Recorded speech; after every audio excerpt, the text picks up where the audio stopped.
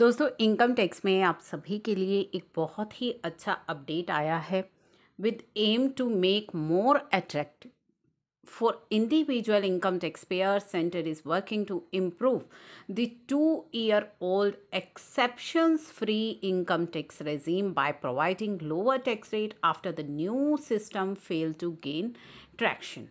The finance ministry is likely to terminate the old personal income tax regime which offers several deductions and benefits.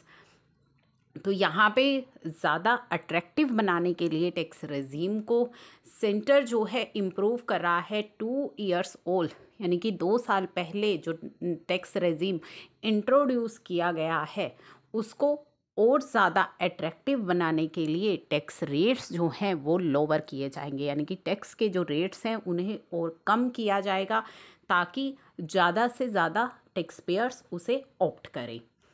Finance ministry is likely to terminate the old personal income tax regime को terminate करना चाहती है जिसमें काफ़ी deductions and benefits हैं.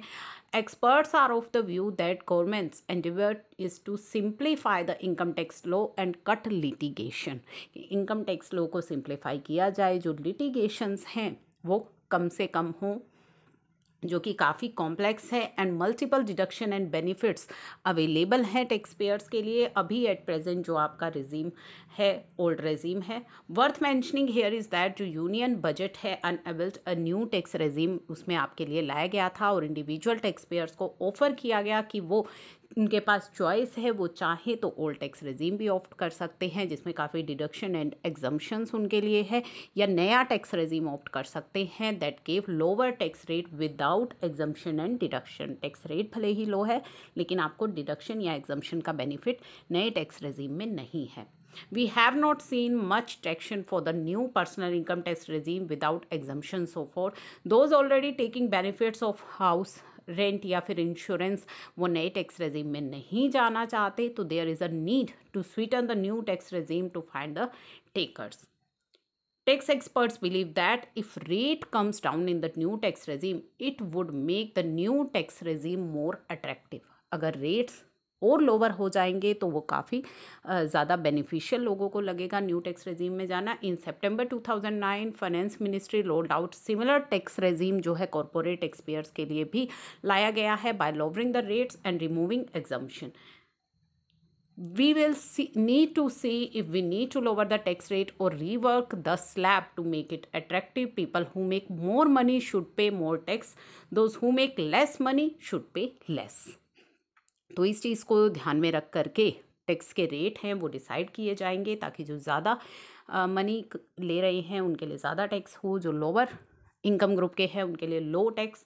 New tax regime for individual taxpayer announce किया गया था 1 फरवरी 2020 को. जिनकी annual income up to 2.5 lakh है वो एग्जम्प्ट है. 2.5 से 5 लाख वालों के लिए 5% की टैक्स स्लैब और 5 से 7.5 लाख तक वालों के लिए लोअर रेट है 10% और 7.5 से 10 लाख वालों के लिए 15 और 10 से 12.5 लाख वालों के लिए 20% और 12.5 से 15 लाख वाले 25% एंड मोर देन 15 लाख 30%.